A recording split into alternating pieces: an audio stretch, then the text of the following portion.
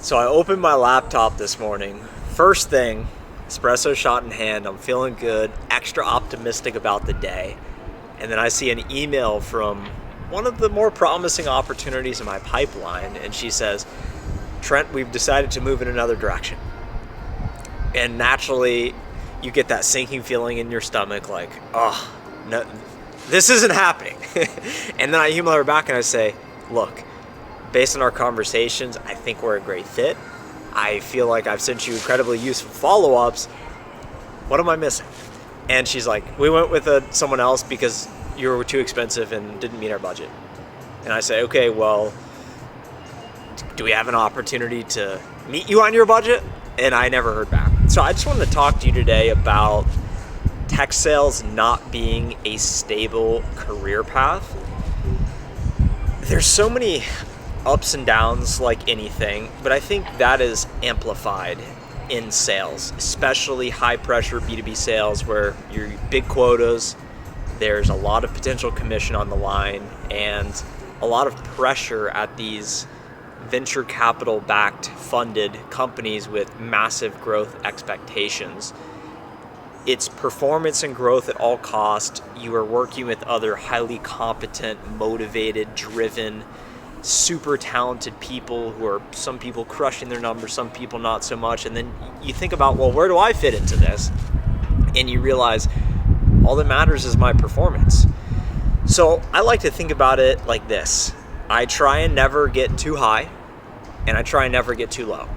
So I was speaking to my mom on the phone the other day, and I was telling her about this on-site I had. I said, hey, we went to visit the client on site. It has the chance to be such a big deal. And she's like, oh, I can't wait till you call me and when it's closed. And I say, well, I'm not even excited about it, because if I get super joyous about the good stuff, then that means I'll get extra bummed about the bad stuff. I got a contract signature last Friday, and I was out to dinner with some friends, and he's like, what's the highlight of your day? And I said, well, we got a signature on this contract. And he's like, oh man, that's so great. And I said, no, it's actually not great news. It doesn't mean anything. We got to get paid first, and there's still steps to be done. That's when the real work really begins.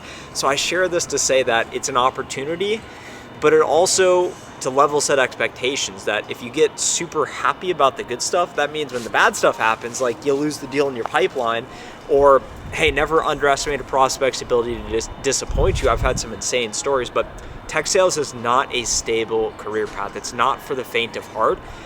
I know someone right now, SDR, who is actively looking to switch to a customer success manager role.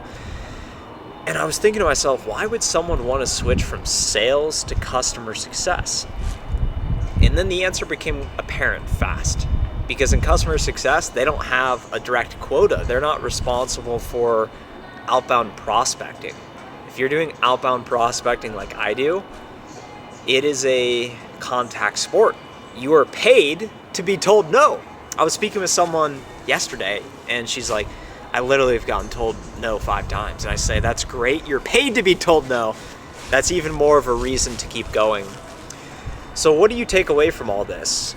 Tech sales is not a stable career path. Does that mean you shouldn't get in tech sales? Does that mean you should run towards tech sales? Well, I don't think it's stable because it's performance-based. You are rewarded for your performance. And I actually think there's beauty in that, because your results are binary. Either you hit quota or you fail to hit quota. There's no ambiguity. If you work harder, if you deliver, if you produce, if you're successful, and you are rewarded based on your merits.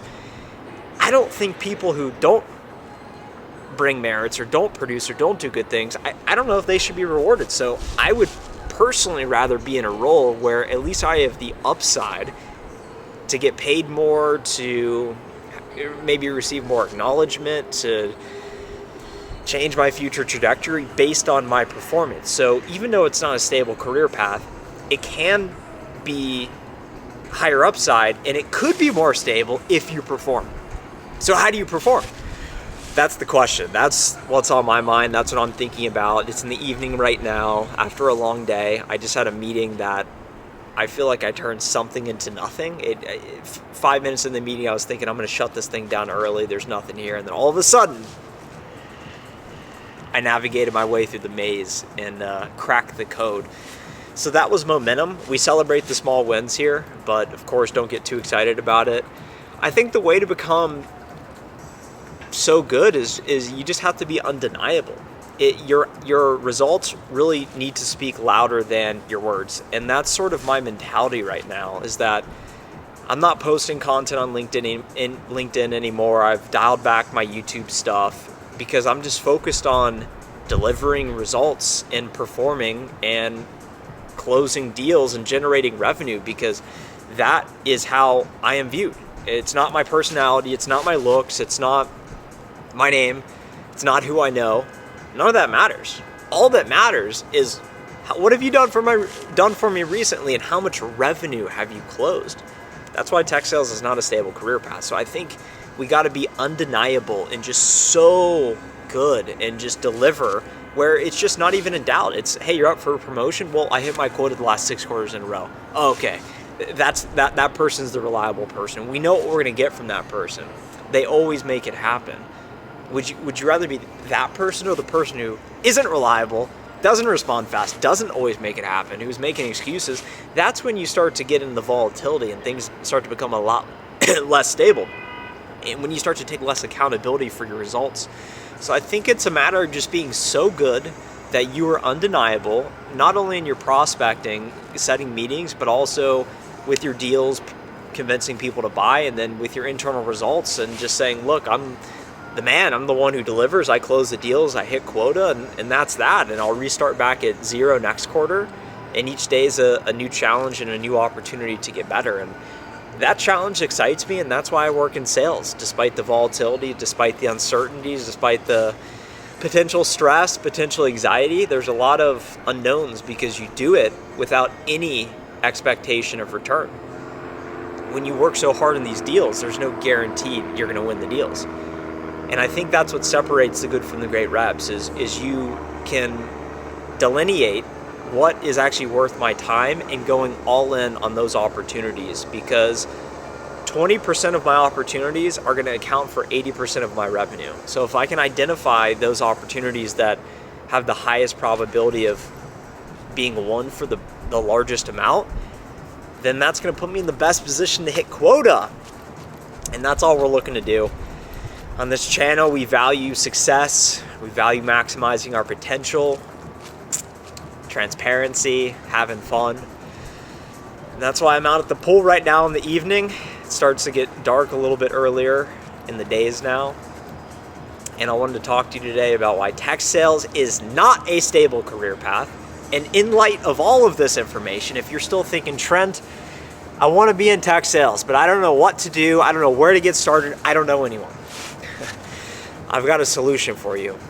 If you click the first link in my description below, I've built an entire course that teaches you everything you need to know to land an entry-level tech sales position. I even have a free introductory course there, so you can decide if the paid course is even right for you. Thank you so much for watching here today. Hit the like button now.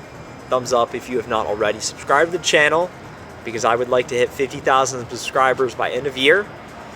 Leave me a comment, because I will read it and heart it, or not if I don't like it.